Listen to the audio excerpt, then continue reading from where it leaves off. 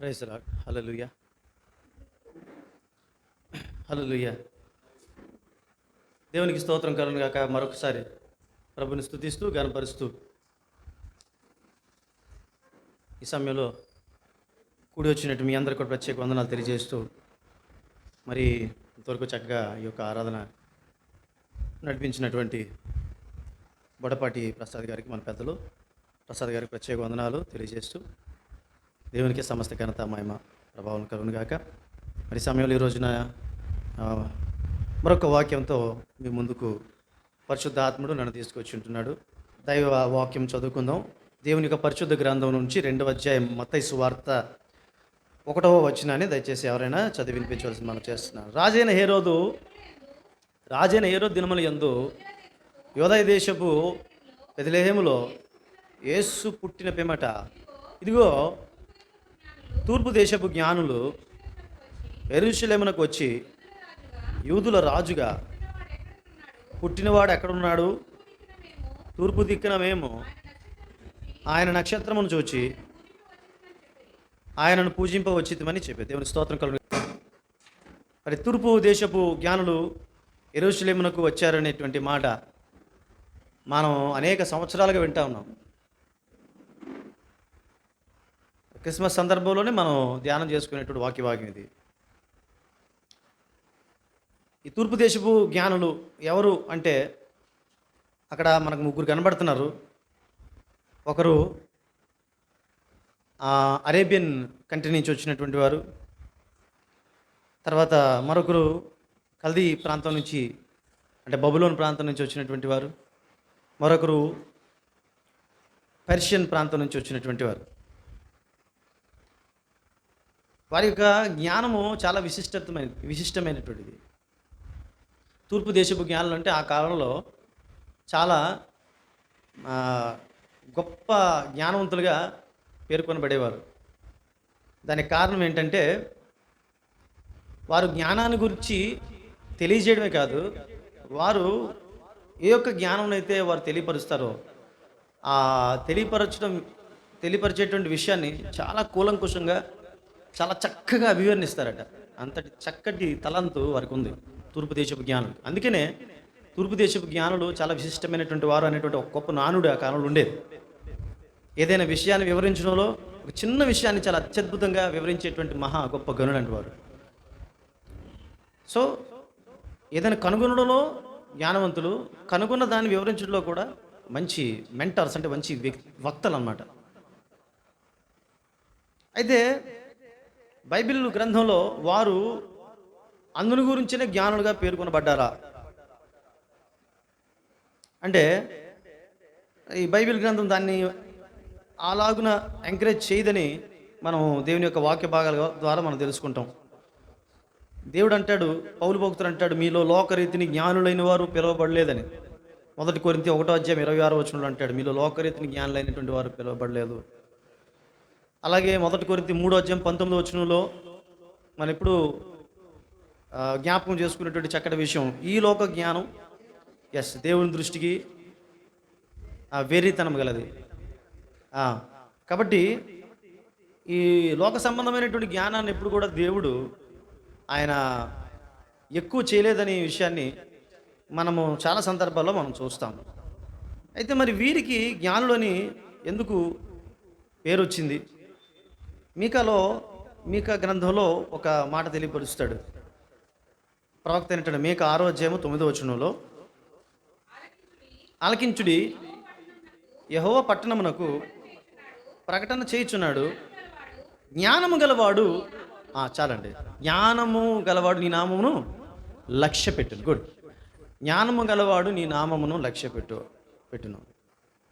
So దేవుని దృష్టిలో జ్ఞానం గలవాడు ఎవరంటే దేవుని లక్ష్య పెట్టేటువంటి వాడు, దేవుని నామాన్ని లక్ష్య పెట్టేటువంటి వాడు దేవుని దృష్టిలో జ్ఞానవంతులు. అంతేగాని ఈ లోక సంబంధమైనటువంటి జ్ఞానవంతులు ఎవరైతే ఉంటున్నారో వారు జ్ఞానవంతులని దేవుడు ఇక్కడ వాక్యంలో ఎక్కడ కూడా చెప్పలేదు. యెహోవాకు సంబంధమైనటువంటి జ్ఞానం అవసరమే, కానీ ఆ జ్ఞానమును దేవుడు ఎప్పుడు కూడా హెచ్చించలేదు. కానీ ఒక విధంగా చెప్పాలంటే లోకంలో జ్ఞానులందరినీ కూడా వారిని దించుటకు గాను జ్ఞానహీనులను దేవుడు ఎన్నుకున్నాడు అనేటువంటి విషయం ఒక సందర్భంలో మనం చూడగలుగుతాం. సరే, మరి ఈ జ్ఞానులు దేవుని యొక్క నామాన్ని లక్ష్య పెట్టేటువంటి 2 సద్గుణాలను ఈ రోజున మీతో పంచుకోవాలని ఆశపడుతున్నాను. జ్ఞానులు అనగానే ఇది కూడా చెప్పొచ్చు, అది కూడా చెప్పొచ్చు అంటే బోర్డు చెప్పొచ్చు. అవన్నీ చెప్పడానికి సమయం ఉండదు మనకి.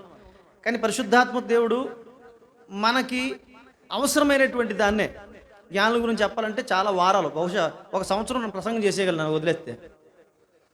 మళ్ళీ జ్ఞానులైనా అంటారు 3-4 వారాల తర్వాత. కాబట్టి ఎన్నో చెప్పొచ్చు, కానీ ఏం అవసరమో దేవుడు అదే ఇస్తాడు మనకి. అర్థమవుతుందండి? రైట్. సరే, ఈరోజు ఒక 2 చాలా ప్రాముఖ్యమైనటువంటి విషయాలను మీతో నేను పంచుకోవాలని ఆశపడుతున్నాను. సో దైవ నామాన్ని లక్ష్య పెట్టేటువంటి జ్ఞానులుగా వీరు ఉన్నారు. అందుకే వీరు జ్ఞానులు అనబడ్డారు. వీరు మంచి సద్గుణాలు కలిగినటువంటి వారు, చాలా సద్గుణాలు, వినయ విధేయతలు కలిగినటువంటి వారు, భక్తి పారాయణులు, చాలా విషయాలు ఉన్నాయి. 2 సద్గుణాల గురించి ఈ రోజున మీకు తెలియపరచాలని ఆశపడుతుంది. మొట్టమొదటిది ఏమిటంటే సమయపాలన, టైమింగ్ సెన్స్ కదా. టైమింగ్ అనేటువంటిది చాలా ముఖ్యం. సమయం చాలా విలువ కలిగినటువంటి విషయాన్ని చాలా మహానుభావులు అన్నారు, పెద్దవాళ్ళు అంటారు, మనం కూడా అంటాం. చాలా సమయం చాలా విలువైనటువంటిది. గొప్ప ఆధ్యాత్మిక వేత్తగా పేరెన్నిక కలిగినటువంటి బుద్ధుని గురించి మనం విన్నాం. బుద్ధుడు ఒకరోజు ఒక యోగిని కలుసుకుంటాడు. యోగి బుద్ధుని కలుసుకొని, మహాదేవ, నేను 6 మాసాలు కష్టపడి ఒక మంచి విద్యను సాధించాను అంటాడు. అలాగే బాబు, ఏది నీ విద్యను ప్రదర్శించని చెప్తాడు. ఆ విద్యను ప్రదర్శించేటువంటి క్రమంలో ఒక నది ఉంటుంది. ఆ నదిని అతడు కాళ్ళ నడకతో దాటుతాడు. నదిని దాటుకుంటూ అవతలకు వెళ్ళి యువతలకు వచ్చేస్తాడు. చాలా బాగుందని బుద్ధుడు చాలా సంతోషించి, ఏది మరొకసారి వెళ్ళరా అంటాడు. అయ్య బాబాయ్, మళ్ళా ఇంకోసారి వెళ్ళాలంటే నేను ఇంకొక 6 మాసాలు తపస్సు చేయాలంటాడు. రూపాయి ఇస్తే అలాగే వచ్చేస్తాము, దానికోసం 6 మాసాలు వేస్టా అని చెప్పి సమయాన్ని పాటించినటువంటి వాడు బుద్ధిహీనుడు అని చెప్పి అతను జ్ఞానోదయం చేస్తాడంట.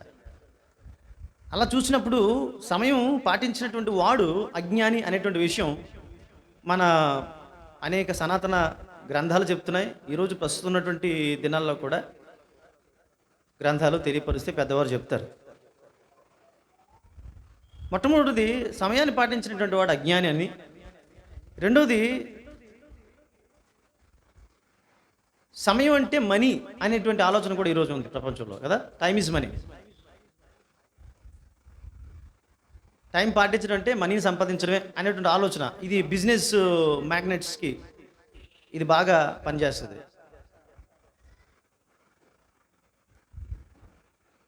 ఒక బిజినెస్ మ్యాగ్నెట్ ఉన్నాడు, అతని పేరు నాకు జ్ఞాపకం లేదు, కానీ అతను కొన్ని సెకండ్లకి అనేక కోట్లు సంపాదిస్తాడంట.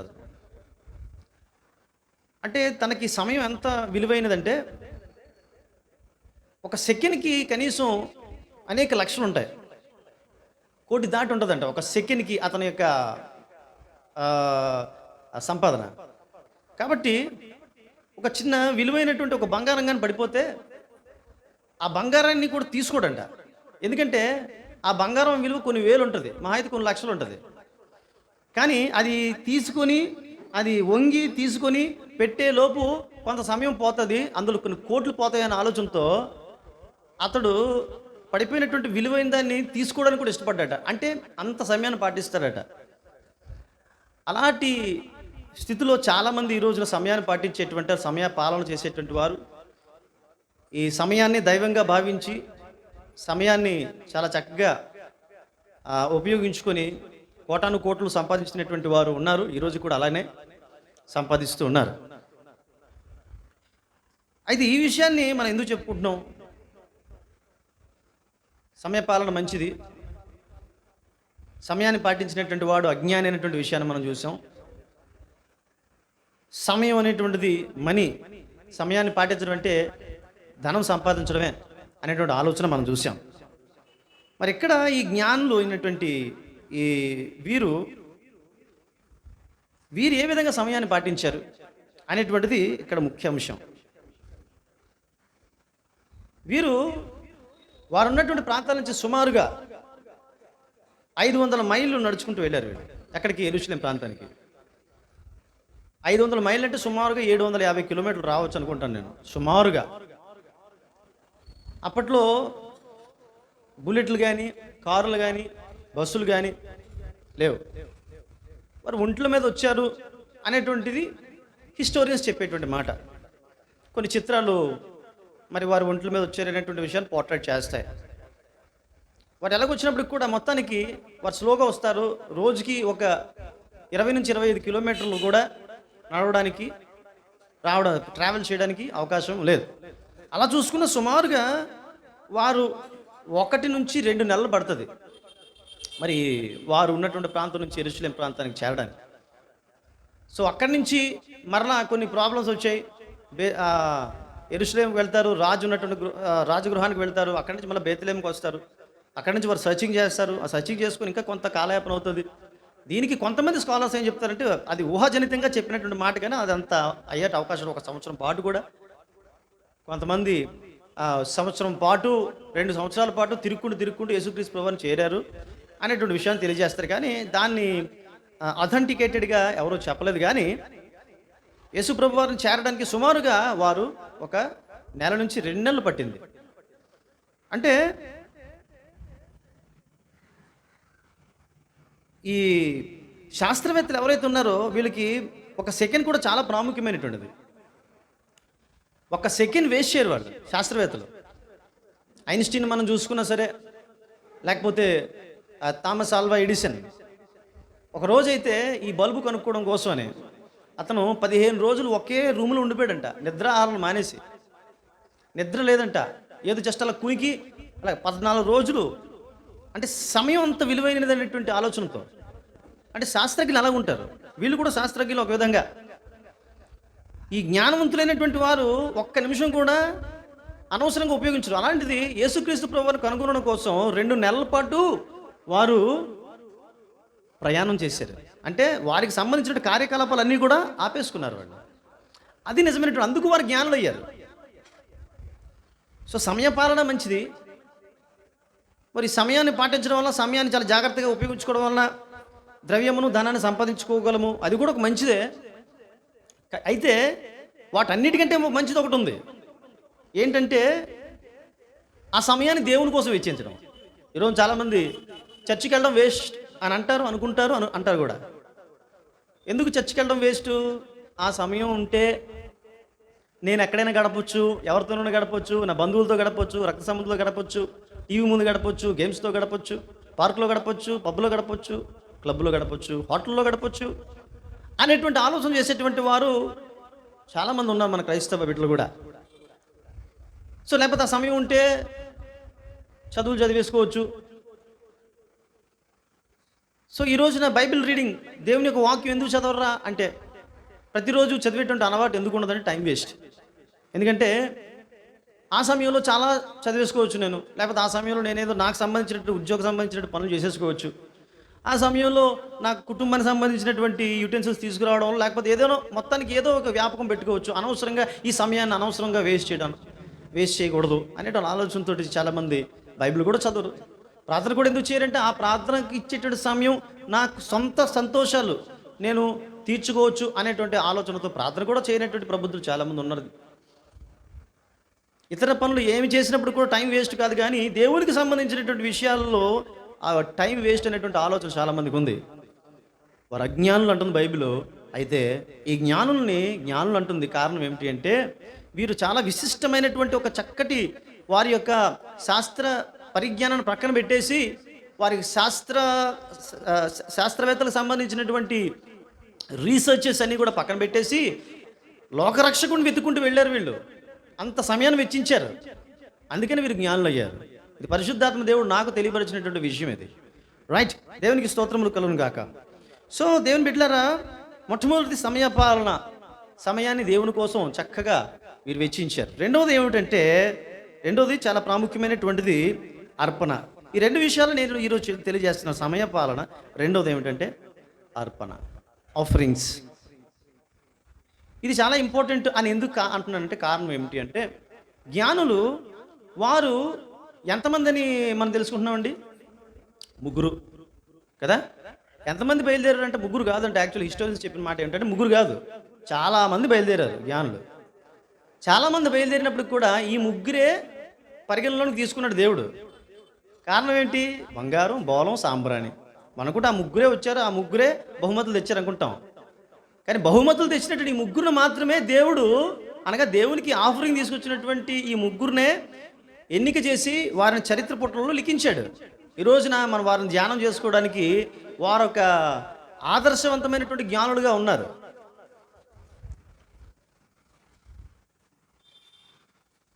దేవుడు ఎప్పుడు కూడా ప్రత్యేకమైనటువంటి ప్రక్రియలు చేసేటువంటి భక్తుల విషయంలో చాలా అలర్ట్గా ఉంటాడు. ఆయన అలర్ట్గా ఉండేటువంటి విషయాల్లో చాలా అత్యంత ప్రాముఖ్యమైనటువంటి విషయం దేవునికి అర్పణ చేయడం.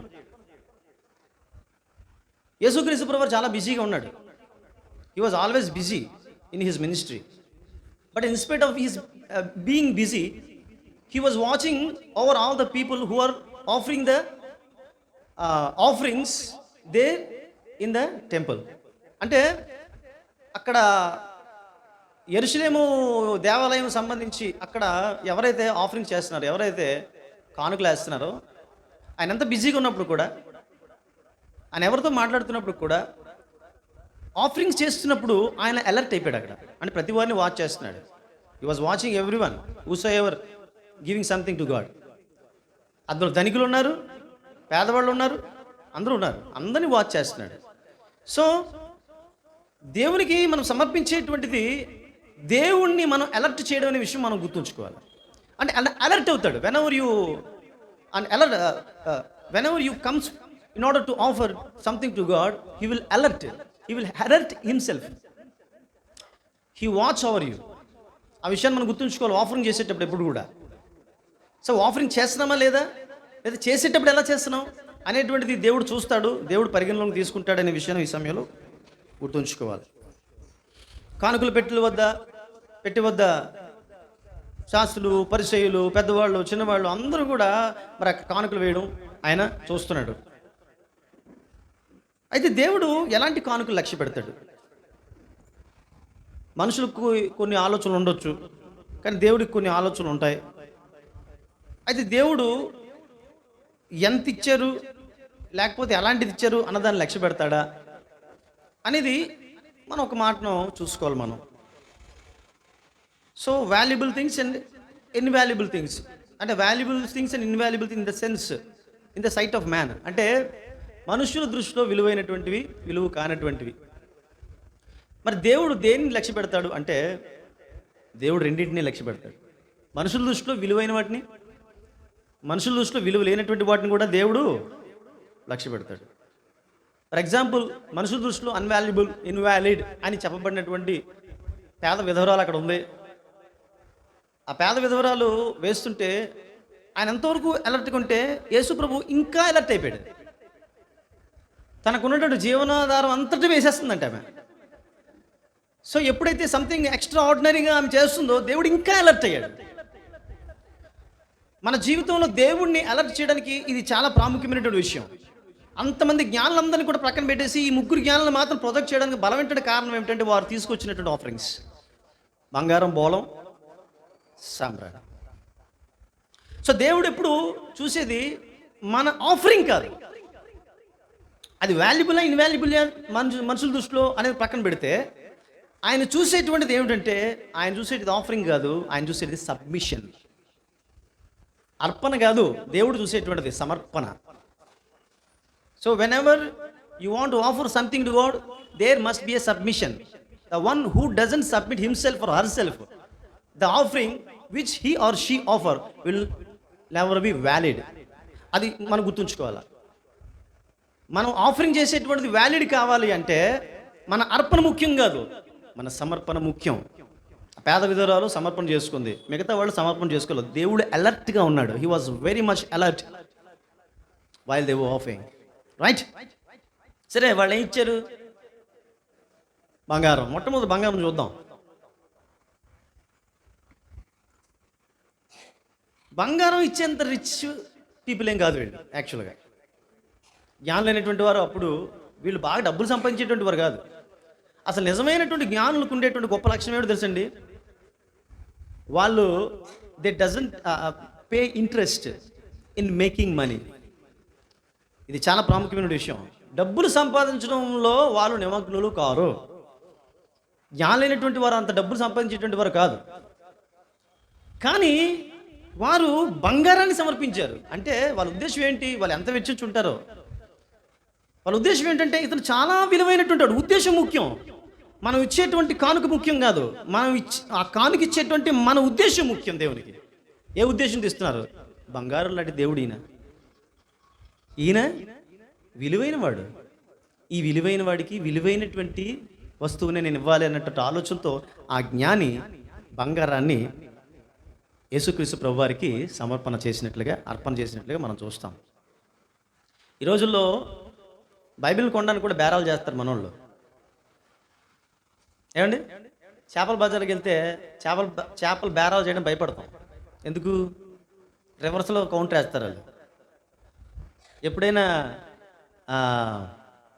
ఎప్పుడో ఒకసారి చేపలు తీసుకోవడానికి వెళ్తే వాళ్ళ దగ్గర నేను బేరాలు చేయను. ఎందుకంటే వాళ్ళ గోల పడలేక, వాళ్ళ వాయిస్ వినలేక. చిన్నప్పటి నుంచి చూశాను. ఇప్పుడంటే నేను పెద్దగా వెళ్ళను, కానీ అప్పుడు మా అమ్మమ్మతో వెళ్ళేవాడిని.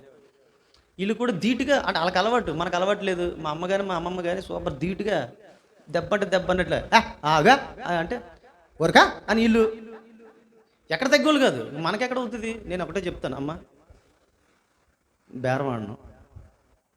నేను బేరం ఆడను, కరెక్ట్గా ఉంటాను, ఒకే మాట చెప్పు, కరెక్ట్ మాట చెప్పు, నీతో బేరం ఆడను అని చెప్తే, బాబు నువ్వు బేరం ఆడుంటున్నావు కాబట్టి ఇంత ఇచ్చే, ఓకే కానీ అంతే, రైట్.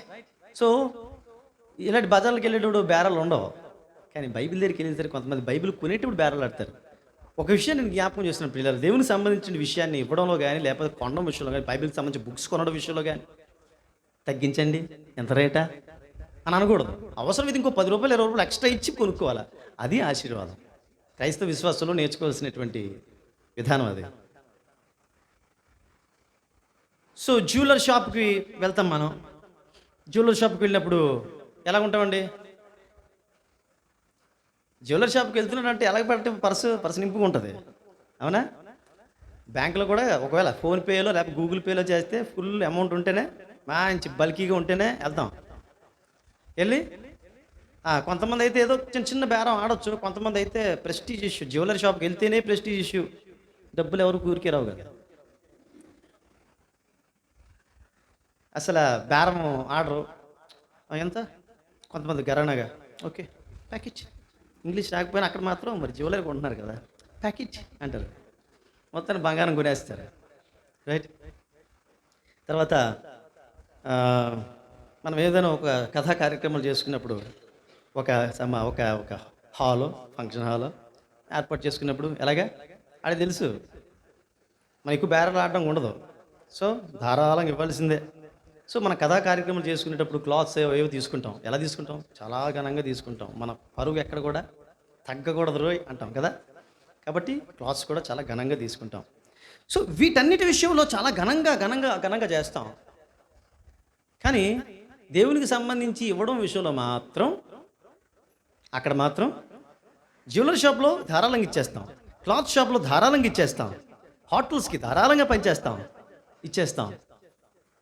కానీ దేవునికి సంబంధించినటువంటి మ్యాటర్స్ విషయంలో, దేవునికి సన్నిధికి సంబంధించినటువంటి మ్యాటర్స్ విషయంలో,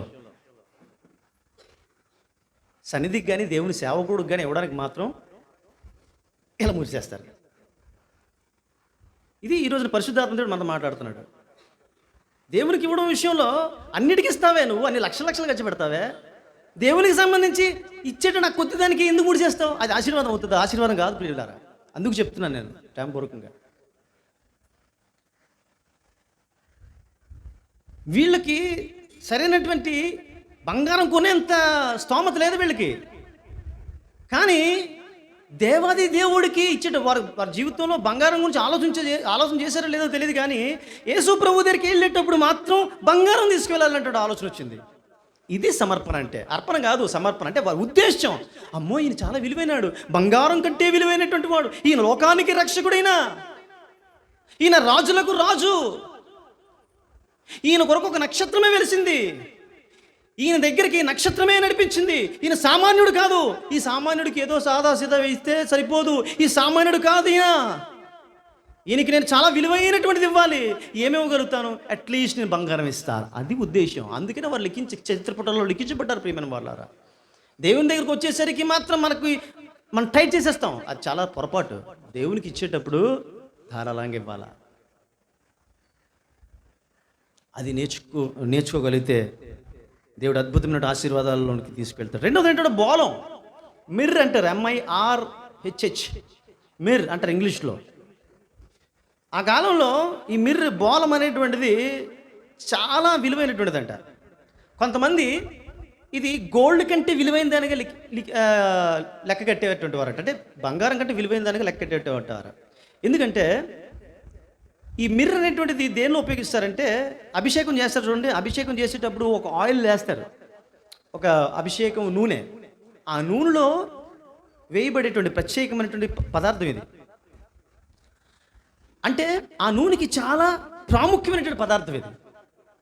దాన్ని అందులో ఉపయోగిస్తారు. అంటే వారి ఉద్దేశం ఏంటి? మనకు అనుకోవచ్చు బోలమే కదా అనుకోవచ్చు, కానీ ఆయన ఉద్దేశం ఏంటంటే ఈయన ప్రధాన యాజకుడు, ఈయన యాజకత్వం చేయడానికి వచ్చాడు. యాజకుడు అంటే ప్రధాన యాజకుడు ఏం చేస్తాడు? సంవత్సరానికి ఒకసారి బలి చేయబడినటువంటి ఆ రక్తాన్ని తీసుకెళ్ళి బలిపీఠం మీద ఆయన ప్రోక్షిప్త చేస్తాడు అన్నమాట. తద్వారా ప్రజలందరి యొక్క పాపాలు హరించివేయబడతాయి అనేటువంటి పాత నిబంధన గ్రంథంలో ఆలోచన.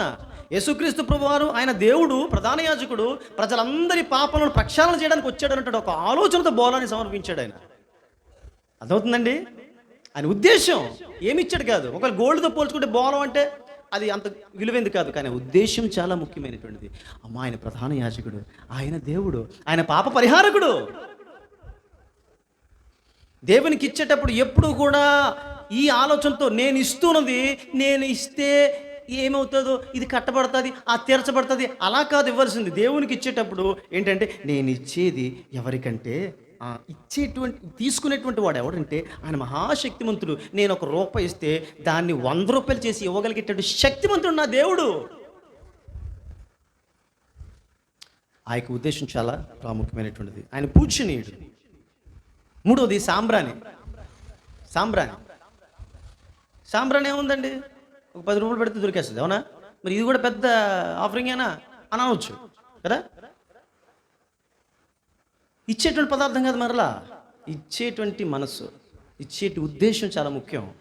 సాంబ్రాణి ఎందుకు తీసుకెళ్ళాడంటే, ఒకవేళ ఆ మూడో వ్యక్తి కోట్లు విలువ చేసేటువంటి వజ్ర వైడూర్యాలు కానీ దేవుడి దగ్గర పెట్టినా సరే ఆ యేసుప్రభుకి ఎక్కేది కాదు.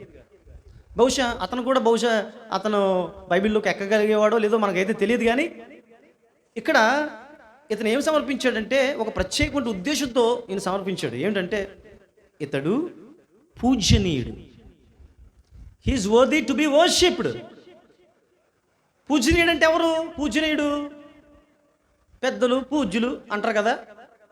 ఈ మాట ఎవడంటాడో మాకు తెలీదు, కానీ ఎందుకు వచ్చింది ఈ మాట అంటే అది ఎనతగింది కాదు అసలు. పెద్దలు, పూజ్యులు అంటారు. పూజ్యులేంటి? పూజ్యుడు ఎవడో దేవుడు ఒక్కడే. తెలుగులో రాసేసరికి అది చాలా దారుణంగా రాస్తారు దాన్ని. పూజ్యులు అనేటువంటి మాట ఎందుకో, కానీ తప్పని పరిస్థితుల్లో మరి రాయాల. దరఖాస్తు చేసుకునేటువంటి వారు పూజ్యులు అనేటువంటి మాట ఉపయోగించాలి, తప్పదు, లేకపోతే డబ్బులు ఇవ్వడాడు. పూజ్యులు కాదు, పూజ్యుడు ఎవడంటే దేవుడు ఒక్కడే, ఒకే ఒక్క దేవుడు యేసుక్రీస్తు. ఆయన మాత్రమే పూజనీయుడు, పూజ్యుడు. ఈ సాంబ్రాణి సమర్పించిన కారణం ఏంటంటే ఈయన పూజనీయుడు. ఈయన ఎందుకు పూజనీయుడు అంటే ఈయన దేవుడు, దేవాది దేవుడు. ఆయన ఉద్దేశం చూసారా? మన చర్చిలోకి వచ్చేటువంటి మన ఉద్దేశం చాలా ముఖ్యం.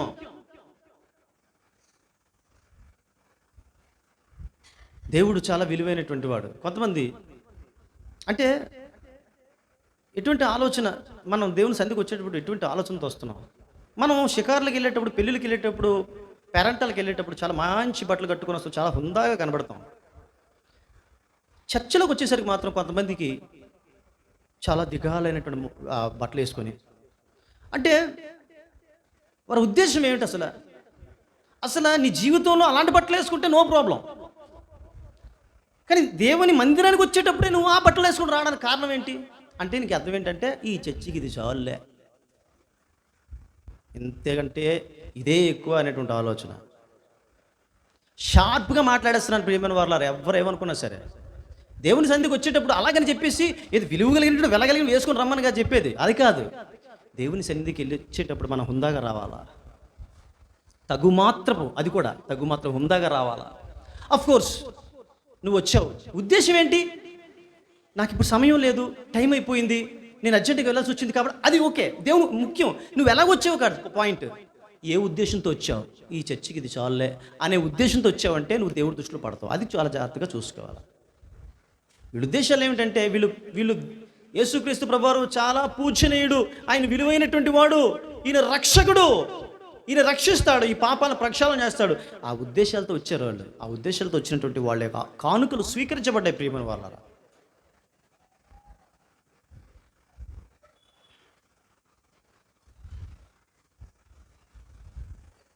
మిషనరీస్ పనిచేసేటువంటి కాలంలో పలానా పరిచర్య నిమిత్తం దేవునికి అర్పణలు ఇవ్వండి అని చెప్తే వారు ఎవరికి వాళ్ళు తోచింది ఇస్తున్నారంట. ఇస్తుంటే ఈలోపు ఒక ఆమె అవిటికాలు అంట పాపం, 2 కర్రల సాయంతో నడుస్తుంది. ఆవిడ పెట్టుకుని నడుస్తుంది. ఆమె ఏంట్రా బాబు ఈవిడ వచ్చిన దగ్గరికి ఈవిడ నన్నే అడుగుతుంది ఏంటో అని అనుకుంటున్నాడు పాపం. ఆవిడ వచ్చి ఆ ఆఫరింగ్ ట్రేలో తన 2 కర్రలు పడేసిందట. నేను ఇంతకంటే నా దేవుడికి ఏమి ఇవ్వలేను, నా జీవితకాలం నేను అడగకపోయినా పర్వాలేదు, ఈ కర్రలు దేవునికి పరిచర్యకి ఉపయోగపడితే చాలంటే మిషనరీ కళ్ళు నీళ్ళు ఖర్చేసాడంట ఆయన. ఉద్దేశం చూసానా? యాక్చువల్ నేను చెప్పాలంటే ఆ కర్రలు దేనికి పనికిరావు, కానీ ఆమె దృష్టిగా అవి చాలా విలువైనవి. ఎందుకంటే తను నడిపిస్తున్నటువంటి కర్రలు అవి. కానీ బయటికి వెళ్తే అది ఎవడు పట్టించుకోడు వాటిని. విలువ లేనటువంటిది మనుషుల దృష్టిలో, కానీ దేవుని దృష్టిలో విలువ. ఎందుకంటే తన ఉద్దేశం ఏంటంటే నేను నడవకపోయినా పర్వాలేదు, జీవితాంతో అవిడితానికి అలా కూర్చున్నా పర్వాలేదు, కానీ నా దేవుని పరిచర్య నడవాలి. ఇది ఉండాలి.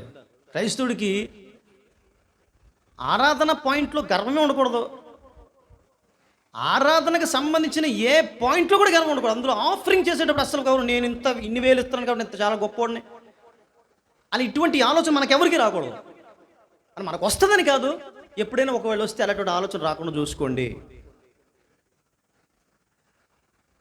మనం ఇచ్చేటి ఏంటంటే ఆఫరింగ్, అసలు మన స్థితి ఏంటండి, మన స్టేటస్ ఏంటండి? అసలు కొన్ని సంవత్సరాల క్రితాలకు వెళ్ళిపోతే మన తాతల కాలం నుంచి వస్తే మన బ్రతుకులు ఏంటండి? అసలు ఈరోజు ఏంటండి, ఫ్లైట్ ముఖం చూసామండి, ఈరోజు ఫ్లైట్లు వెళ్తున్నారు మన వాళ్ళు. ఏ స్టేటస్ అండి దేవుడు ఇచ్చాడు? ఈరోజు మన వాళ్ళు ఎక్కడికి దిగినా హోటల్లో దిగుతున్నారు, మంచి పెద్ద పెద్ద హోటల్లో దిగుతున్నారు, అలా ఫ్లైట్లో అలా వస్తున్నారు. ఫ్లైట్లో ఏంటండి స్టేటస్? దేవుడు ఇవ్వలేదు స్టేటస్. దేవుడికి మనమేమి ఇచ్చేస్తున్నామండి, మనం ఊరికే ఫోజు కొడతా ఉంటాం. దేవునికి ఇంత ఇచ్చేస్తాం అంత ఇచ్చేస్తాం అని ఫోజు కొడతా ఉంటాం. ఇవ్వాల్సిందని కూడా టైట్ ఇలా బద్దించేస్తాం. ఏమిటి అసలు ఆఫరింగ్స్ చేయడం? అసలు ఇది ఆఫరింగ్ చేయడం అంటే ఏం చేస్తానంటే, మనం ఏం ఆఫరింగ్ చేస్తాం కాదు, రూపాయి పర్వాలా, కానీ ఆ రూపాయి ఇవ్వడంలో నీ ఉద్దేశం కరెక్ట్గా కనబడాలి. ఎంత ఇచ్చామని కాదు, ఏ ఉద్దేశంతో ఇచ్చాం, మన ఆలోచన విధానం ఏ విధంగా ఉంది. దేవుడు అడుక్కు తినడం ఇస్తున్నామా? మనం ఇవ్వకపోతే జరగదని ఇస్తున్నామా? నేను ఎంత టోను కాబట్టి ఇస్తున్నానా? No no no. ఈ చాలా ప్రాముఖ్యమైన విషయాలు ఇవి. దేవునికి ఇచ్చేటప్పుడు చాలా చాలా జాగ్రత్తగా. ఇక్కడ జ్ఞానుల గురించి మనం ఎందుకు చదువుకుంటే వచ్చారు, పశువుల పాకలు వచ్చారు, అదే గొర్రెలు వచ్చారు, ఆ తర్వాత జ్ఞానులు వచ్చారు. ఇవి కథలుగా చెప్పడం కోసం కాదు, ఈ కథల వెనుక చరిత్ర ఉంది. ఇవి కథలు కాదు, చరిత్రలు. ఈ చరిత్రల వెనుక దేవునికి మహా ఉద్దేశం ఉంది. ఆ ఉద్దేశాలు మనం తెలుసుకోకుండా మనం దేవుని క్రిస్మస్ మనం చేయలేం. రైట్? నయమాను అతను ఏం చేశాడు? చాలా ఇచ్చాడు, విలువ కలిగినటువంటి చాలా ఇచ్చేశాడు. చూడండి ఇక్కడ ఎందుకు ఈ విషయాన్ని ప్రస్తావిస్తున్నా గమనించండి. చాలా విలువైన ఇచ్చాడు. అఫ్కోర్స్ ఈరోజు నా ప్రేమపూర్వక చెప్పే విషయం ఏంటంటే, దేవునికి నేను ఎక్కువగా ఇవ్వాలి, అది దేవునికి అవసరము అనే ఆలోచనతో ఇచ్చేటువంటి వాళ్ళు ఉన్నారు. ఈరోజుకి వాళ్ళని బట్టి దేవుని నామం మహింపరచబడుతుంది, వాళ్ళని బట్టి పరిచర్య చాలా బలంగా నడుస్తున్నాయి, అందులో ఏమాత్రం సందేహం లేదు. కానీ ఆ మంచితనం వెనుక ఏమాత్రం చిసుమంత గర్వం వస్తే అది ఇచ్చినంత పోద్దనేటువంటి ఉద్దేశంతో నేను కొంచెం ధీటుగా ఘాటుగా చెప్తా ఉన్నాను తప్పిస్తే, అటువంటి వాళ్ళు అందరూ కూడా పరిచయలను బలపరుస్తున్నారు, అందుకు ఖచ్చితంగా వాళ్ళకి సల్యూట్ చేయాల్సినటువంటిదే. కానీ దేవుని ఉద్దేశం మనం చూడాల్సినటువంటి ఆవశ్యకత ఇక్కడ ఉన్నది. నయమాన్ యొక్క ఆఫరింగ్ని ఎలీషా రిజెక్ట్ చేశాడు. గెహాజీకి బుర్ర తిరిగిపోయింది. ఏంట్రా, అయ్యి బాబోయ్, ఒరే ఇంత ధనం జీవితంలో ఇంకా ఇంకా పరిచయం చేయక్కర్లేదు, ఇంకా హ్యాపీగా బ్రతికేవచ్చు వీటితో అనుకునేటంత ధనం ఇచ్చేసాడు. శుభ్రంగా కావాల్సిన వస్త్రాలు ఇచ్చేసాడు. ఎలీషా అన్నాడు, తీసుకుపోవని చెప్పాడు సింపుల్గా. You take away all the things which have been taken by you. నువ్వేవే తీసుకొచ్చావో తీసుకెళ్ళిపో ఇక్కడి నుంచి. I'm not going to accept all these things. ఎందుకు? నయమాన్ ఉద్దేశం ఏమిటి అసలు? బహుశా ఎలీషా తీసుకునేవాడే. నయమాన్ ఉద్దేశం ఏమిటో తెలుసా? నువ్వు ఒక పని చేసావు, దేవుడి పేరిట నువ్వు ఒక పని చేసావు, నా కుష్ఠరోగాన్ని అంతటి బాపేశావు, సో నేనేం తక్కువ తినలేదు. రైట్, చూడండి, గమనించండి, నేనేం తక్కువ తినలేదు. నేను రాజు దగ్గర పనిచేసేటువంటి రాజుకు రైట్ హ్యాండ్. నేను నా నా స్తోమతకు తగ్గట్టుగా, నా గాంభీర్యానికి తగ్గట్లుగా, నేను నా వైభవానికి తగ్గట్లుగా నేను కూడా ఇస్తాను, తీసుకోపో అన్నట్లుగా ఇచ్చాడు. పోవయా, తీసుకుపో, నువ్వేవేవి తీసుకొచ్చి మొత్తం తీసుకుపో. ఎందుకంటే ఆయన మనసు కరెక్ట్గా లేదు అక్కడ. ఎప్పుడైతే రిజెక్ట్ చేశాడో అప్పుడు నయమానికి, అమ్మ బాబోయ్, అయితే ఇవ్వడం గొప్ప కాదు, యాక్సెప్ట్ చేయబడడం గొప్ప అని అతను మనసు అప్పుడు తెలుసుకున్నాడు పాపం ఆయన. అర్థమవుతుందండి? కాబట్టి ఏ ఉద్దేశంతో మనం ఇస్తున్నాం అనేది చాలా ముఖ్యం. మన ఇండియన్ ట్రెడిషన్లో ఒకటి ఉంది, బాబు ప్రార్థన చేయండి బాబు, ఒకవేళ మా బాబు బాగుంటే నేను వచ్చి కానుక వేసుకుంటాను అంటే అర్థం ఏంటి? అంటే ఒక విధంగా ఇందులో అమాయకత్వం ఉంది. ఇందులో అంటే ఆలోచన ఎక్కడి నుంచి వచ్చిందని, పూర్వీకుల నుంచి వచ్చినటువంటి దురాలోచన ఇది. అంటే దేవుడు ఒకటి చేస్తే క్లియర్ చేసేసుకుంటాను, నేను ఇచ్చేదాంతో కడిగేసుకుంటాను, అంతే, అయిపోయింది, నీకు నాకు చెల్లు, ఇక అక్కడితో సంబంధం లేదు, ఇంకా మీకు మాకు సంబంధం లేదు.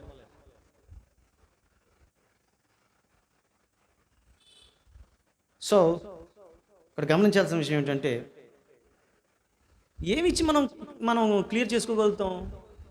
ఏమి ఇస్తే దేవునికి రుణం తీర్చుకోగలుగుతాం? మనకి దేవుడు ఇచ్చినటువంటిది ఏదైతే ఉందో, ఏమి ఇస్తే మనం దాంతో ఈక్వల్ చేయగలుగుతాం? అదే అంటాడు భక్తుడే, మేకా భక్తుడు. 6వ అధ్యాయం 6 నుంచి 7 వచనం చదవండి అమ్మ ఒకసారి. ఏమి తీసుకొని వచ్చి నేను యెహోవాను దర్శింతును, ఏమి తీసుకుని వచ్చి మహోన్నతుడైన దేవుణ్ణి సన్నిధిని నమస్కారం తీసుకొచ్చేస్తాను నేను. అమ్మా, దహన బలులను 7 దూడలను అర్పించి దర్శింతునా, వేల కొలది పొట్టేలను, వేలాది నదులంత విస్తార తైలమును. ఆయనకి సంతోషం కలుగు చేస్తుందా? చాలమ్మా, చాలు చాలు చాలు, ఇంకా ఆ లిస్టులు చదివితే మనకి బుర్ర తిరిగిపోద్ది. ఇంకా అక్కడ ఏమి ఇస్తాను నేను? ఆయన నాకు చేసిన మేలు నేను ఏమి ఇవ్వగలను? దేవునికి ఇచ్చేటువంటి ప్రతి వారి యొక్క మైండ్లో ఉండాల్సిన కాన్సెప్ట్ ఇది. నేను గనుక అనే ఆలోచన రాకూడదు. ఏమిచ్చి నేను రుణం తీర్చుకోగలుగుతాను నేను? ఆ ఆలోచనతో ఎప్పుడు కూడా మనం దేవునికి సమర్పణ చేయాల్సిన అవసరత ఉంది. కీర్తనకారుడు కూడా ఒక మాట అంటాడు. 116వ కీర్తన 12వ వచనం చదవండి ఒకసారి ఎవరైనా సరే. 116వ కీర్తన 12వ వచనం. యెహోవా నాకు చేసిన ఉపకారాలన్నిటికీ నేను ఆయనకి ఏమి చెల్లించదను? రక్షణ పాత్రను చేతపుచ్చుకొని యెహోవా నామమున ప్రార్థన చేసేదను, యెహోవాకు నా మొక్కుబడులు చెల్లించేదను. చాలు చాలు చాలా. ఏంటంటే దావీదు చాలా ఇస్తున్నాడు, చాలా చేస్తున్నాడు, దేవుడికి ఇంకా ఏదో చేయాలనుకుంటున్నాడు.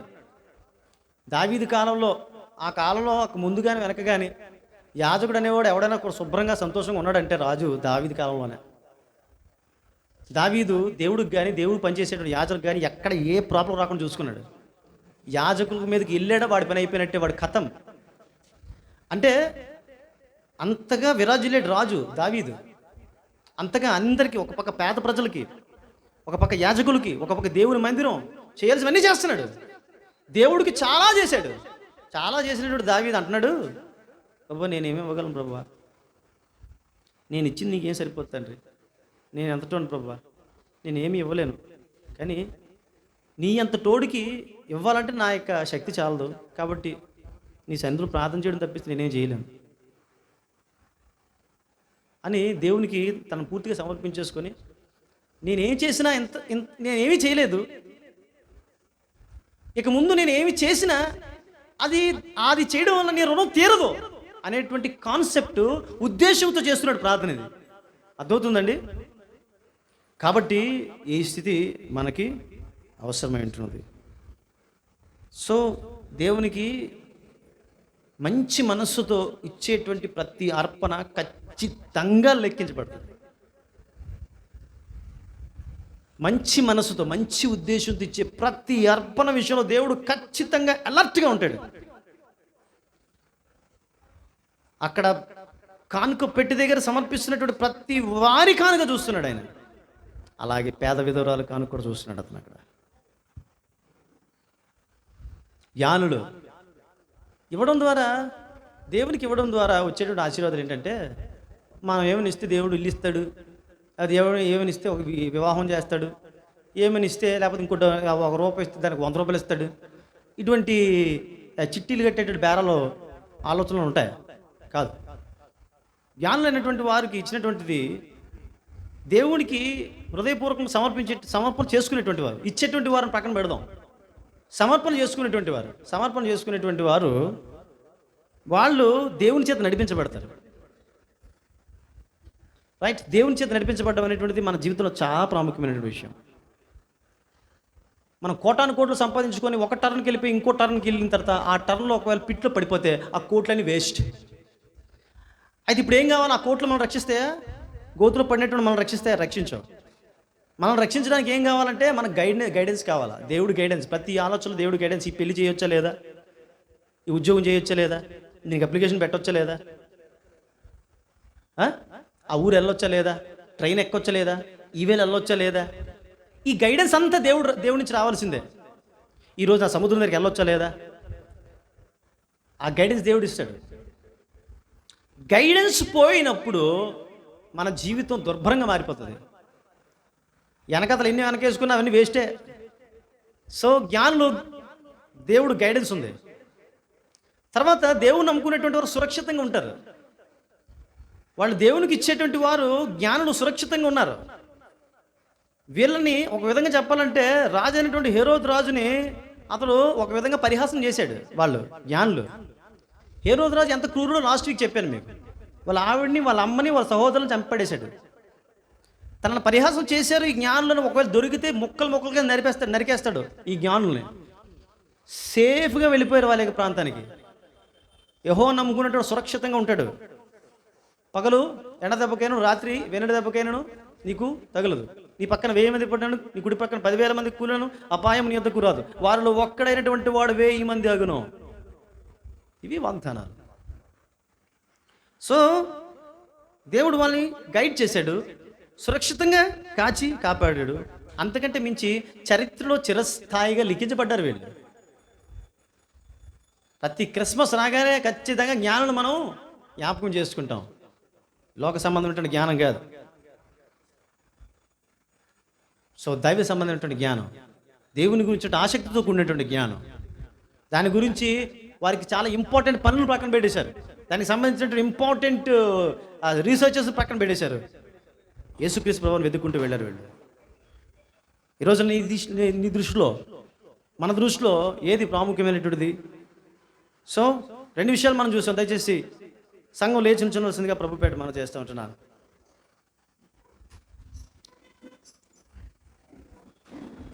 మొట్టమొదటి విషయం మనం చూసాం, టైమింగ్ సెన్స్.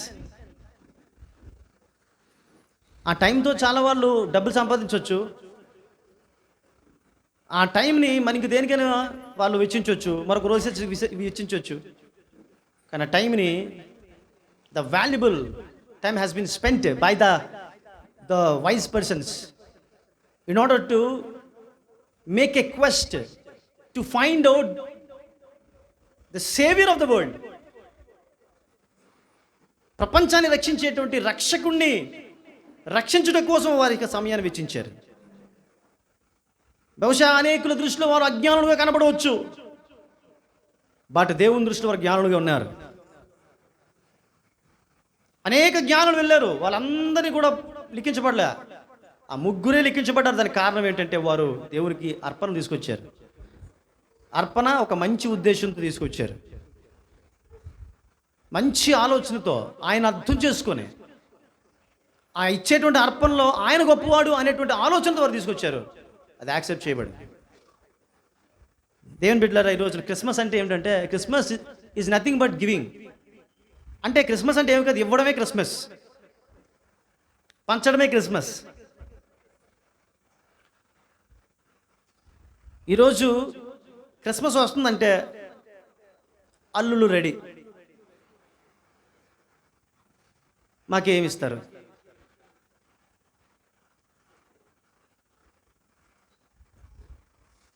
సో మాకేమిస్తారు అనే దానికంటే ఇంకా మంచి విషయం, మేమేమి ఇవ్వగలుగుతాం. అంటే అల్లుళ్ళకి ఏం పెట్టొద్దని కాదు, నువ్వు పెట్టగలిగితే చాలా పెట్టు. నీ అత్త మామూలు నువ్వు పెట్టలేని స్థితిలో కానీ ఒకవేళ ఉంటే నువ్వు పెట్టు, అది Christmas. Giving is the Christmas. జ్ఞానం నుంచి మనం తెలుసుకున్నటువంటి విషయం అదే. సెల్ ఫోన్ ఆఫ్ చేయండి దయచేసి.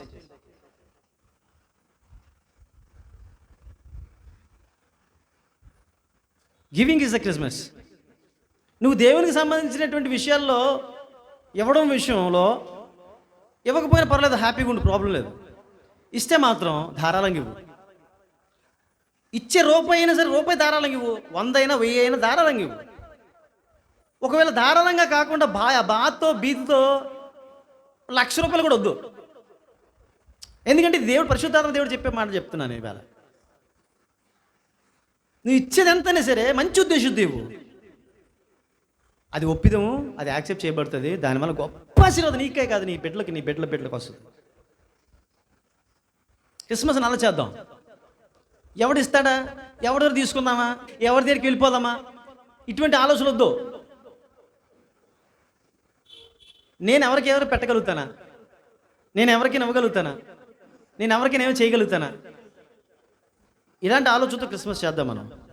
ఇది దేవుడు కోరేటువంటి క్రిస్మస్. దేవుని బిడ్డలారా, జ్ఞానులు వచ్చారు యేసుప్రభు వారి దగ్గరికి. నేను వెళ్తే యేసుప్రభు నాకేమి ఇస్తాడు అనేటువంటి ఆలోచన వెళ్ళా. ఆయన దగ్గరికి వెళ్తే నేనేమి తీసుకువెళ్ళాలన్న ఆలోచనతో వెళ్ళారు. అసలు నేను వెళ్ళేటువంటి ఆయన ఎలాంటి వాడు అనేటువంటి ఆలోచనతో వారు వెళ్ళారు. చరిత్ర పుటలో లెక్కించబడ్డారు. హల్లెలూయా. అందరూ చెప్తాం గట్టిగా, హల్లెలూయా, హల్లెలూయా, హల్లెలూయా. ప్రార్థన చేద్దాం. సర్వశక్తిమంతుడు నీకు వందనాలు, స్తోత్రములు నాయన. మరి జ్ఞానుల గురించి మరొక కొన్ని విషయాలు ఈరోజు నాయన ప్రభాతాన్ని నాయన మరి కొన్ని విషయాలు తెలుసుకోవడానికి చూపించిన మహాకృపను బట్టి నీకు వందనాలు నాయన. మరి యొక్క వాక్యం ప్రతి హృదయాల్లో ఫలింపజేయండి, మేలుకరంగా ఆశీర్వాదకరంగా ఉండేటట్లు సహాయం చేయండి నాయన.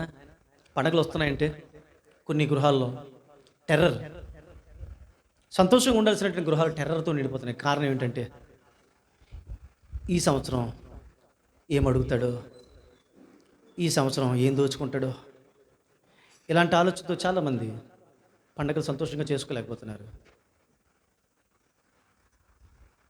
ఇలాంటి పరిస్థితుల్లో ఎవరైతే ఉన్నారో అటువంటి వారు మార్పు చెందడానికి నీ కృప సహాయం దయచేయండి. నేను ఇచ్చిన ద్వారా ఇతరులకు నేను మేలు చేస్తాను అనేటువంటి ఒక ఆలోచనతో వారు పండగను చేసుకోవడానికి వారు ముందుకు వెళ్ళేటువంటి మంచి మనసు వారికి దయచేయమని ప్రతినోడితో వేడుచును. ఈ వాక్యం తప్పకుండా నేను ప్రతి ఒక్క హృదయాల్లో ఫలింపజేయమని ప్రతినోడితో వేడుకుంటూ, ప్రతి వారు కూడా దేవుని విషయంలో ఉదారంగా, దేవునికి సంబంధించి అర్పించడంలో ఉదారంగా తమ యొక్క హస్తాలను ఆయన టైట్ చేయకుండా, వాళ్ళకి సంబంధీకులు ఎవరైతే ఇస్తున్నారో వాళ్ళ చేతులు సైడ్ చేయకుండా, తమను తాము హైడ్ చేసుకోకుండా దేవునికి సమర్పణగా వారి జీవితం ఉండగలట్టు నీ కృపా సహాయం దయచేయమని నజరేయుడైన యేసు నామములో మిక్కిలి ప్రార్థన చేస్తుంటున్నాం తండ్రి. Amen. Praise the lord. God bless, దేవుడు మిమ్మల్ని దీవించును గాక.